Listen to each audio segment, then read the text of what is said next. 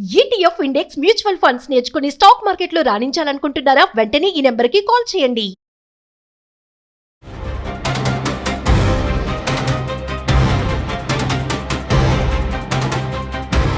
నమస్కారం అండి. నేను మీ నడు రవికుమార్ని. సుమన్ టీవీ వీక్షకులు పునఃస్వాగతం. చాలామంది అడుగుతున్నారు, కొత్తగా ట్రంప్ ప్రవేశపెట్టబోతున్న గ్రీన్ కార్డ్ రిలేటెడ్ చేంజెస్ ఏంటి, గ్రీన్ కార్డులో ఎలాంటి చేంజెస్ రాబడబోతున్నాయి, ఎలాంటి చేంజెస్ వస్తాయి, దానివల్ల భారతీయులకి అంటే ఎక్కువగా అక్కడ గ్రీన్ కార్డ్ ఆస్పిరెంట్స్ అక్కడ ఉన్నవాళ్ళు మనవాళ్ళు కాబట్టి ఆల్రెడీ H1B వీసా హోల్డర్స్ ఎప్పటి నుంచో అక్కడే ఉంటూ ఈ గ్రీన్ కార్డు లేక సతమతమవుతున్నారు కాబట్టి వీళ్ళెంతో ఉత్సాహంగా చాలామంది అడుగుతున్నారు. వీటిల్లో ఏంటంటే రకరకాలుగా ఇప్పుడు చాలా చేంజెస్ రాబోతున్నాయండి. ఆ చేంజెస్ ఇంకా ప్రపోజ్డ్ చేంజెస్, ఇంకా పూర్తిగా మనకి క్లారిటీ రాలేదు. అయినప్పటికీ వారు ఏం చేయబోతున్నారు, ఇది ఎంత సంతోషకరమైన వార్త అన్నది మీ అందరికీ కూడా చెప్తా. అంటే ఏంటంటే adjustment of status form I-485 అంటారు. అది దాన్ని ఇవ్వటానికి ఎలిజిబిలిటీ అన్నీ ఉంటే అది ఇవ్వటానికి ఇమ్మిగ్రేషన్ ఆఫీసర్స్ అందరికీ కూడా మోర్ కాంపిటెన్స్ ఇచ్చి కొంచెం లిబరల్గా అక్కడ ఉండటానికి వీళ్ళకి అవకాశం కలగజేస్తున్నారు.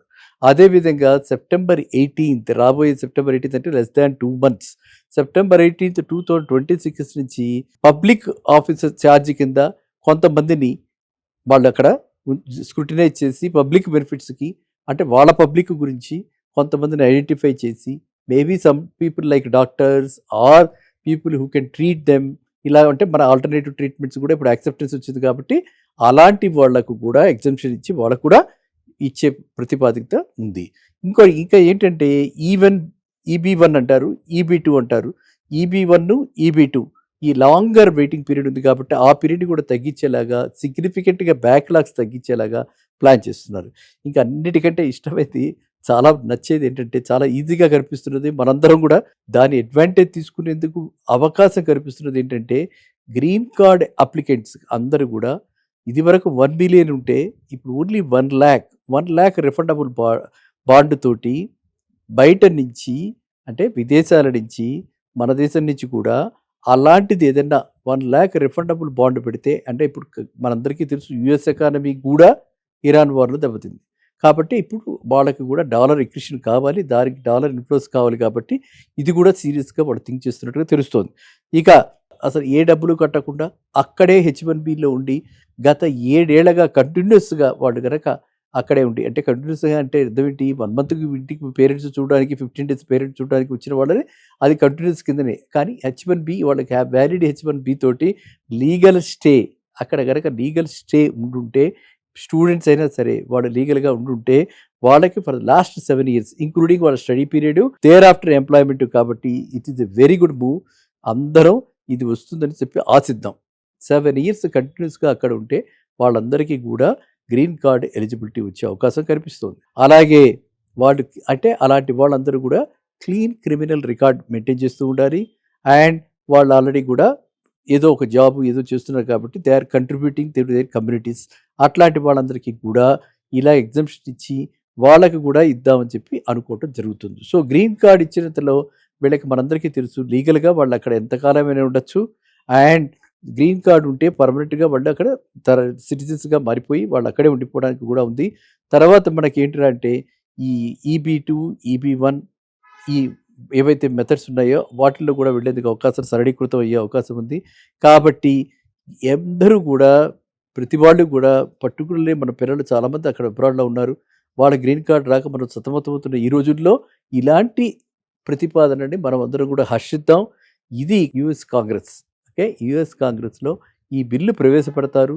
ఈ బిల్లు ప్రవేశపెడితే ఇది ఆమోదం పొందుతుంది, మెజారిటీ వస్తుందని కూడా ఆశిద్దాం. సో అందువల్ల ఏంటంటే ఇది చాలా చక్కటి శుభవార్త. ఈ గతంలో మనకి ఎప్పుడైతే అంటే 50 years బ్యాక్ వెళ్ళిన వాళ్ళందరికీ ఆటోమేటిక్గా గ్రీన్ కార్డ్ వచ్చింది. ఆ రోజుల్లో ప్రొఫెషనల్స్ అందరికీ కూడా అంత వెల్కమింగ్గా ఉన్నటువంటి ఈ అమెరికా ఇప్పుడు ఇలా అయిపోయింది కాబట్టి ఇప్పుడు ఇలాంటి సరళీకృతమైనటువంటివి ఏవైతే చర్యలు చేపడుతున్నారో దీని అంతా మనం హర్షిద్దాం. సో ఇప్పుడు రివైజ్ చేస్తున్నారు. లాస్ట్ 45 yearsగా రివైజ్ కాంది అంటే సమ్వేర్ ఇన్ 78, 80s ఆ టైంలో అప్పుడు లా ప్రకారంగా అప్పుడు గ్రీన్ కార్డ్స్ ఇవ్వటం జరిగింది. అలా అంటే ఆ బేసిస్లో ఇప్పుడు గ్రీన్ కార్డ్ రావాలంటే కొన్ని పర్టికులర్లీ అంటే ఏంటంటే స్పెషల్ కేటగిరీస్ కాకుండా మిగతా వాళ్ళకి మన సాఫ్ట్వేర్ పిల్లలకి గ్రీన్ కార్డు రావాలి అంటే కనీసంలో 30-40 ఇయర్స్ పట్టినా కూడా ఆశ్చర్యపోకర్లా.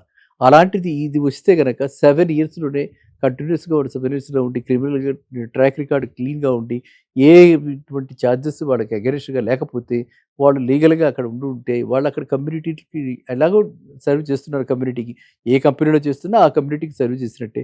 అలా గనక వాళ్ళు చేస్తూ ఉంటే వాళ్ళందరికీ కూడా చక్కగా ఈ మెథడ్‌లో గ్రీన్ కార్డ్ వచ్చే అవకాశం ఉంది. ఇంతకంటే మనకు ఆనందమైనటువంటి విషయం ఏముంది చెప్పండి. కాబట్టి మీరంతా ఇలాంటి ప్రశ్నలు మున్ముందు కూడా ఎటువంటి అనుమానాలు వచ్చినా కూడా మీరు నిస్సందేహంగా నన్ను సంప్రదించొచ్చు. ఛానల్‌కి రాస్తే అలాంటివన్నీ కూడా మేము టేకప్ చేస్తాం. సో, ఈ సందర్భంగా ఈ ప్రశ్న అడిగిన వాళ్ళందరినీ కూడా నేను అభినందిస్తున్నాను. యూఎస్ గ్రీన్ కార్డ్ సరళీకృతం అవ్వటం అన్నది మన వాళ్ళ పిల్లలకి రాబోతున్నాం అన్నది చాలా ఆనందదాయకమైన విషయం. ఇది మనము వేచి చూడాలి. సెప్టెంబర్‌లో మనకి పూర్తి క్లారిటీ వచ్చేస్తుంది. సెప్టెంబర్ ఎండ్ కల్లా అంటే only just less than 2 months. So, పూర్తి క్లారిటీ వచ్చేస్తుంది. ఆ క్లారిటీ వచ్చాక మళ్ళీ ఏమైనా మార్పులు, చేర్పులు ఉంటే మళ్ళీ ఇంకో వీడియో ద్వారా మీ అందరికీ కూడా తెలపవచ్చునవుతుంది. సరేనా? నమస్తే.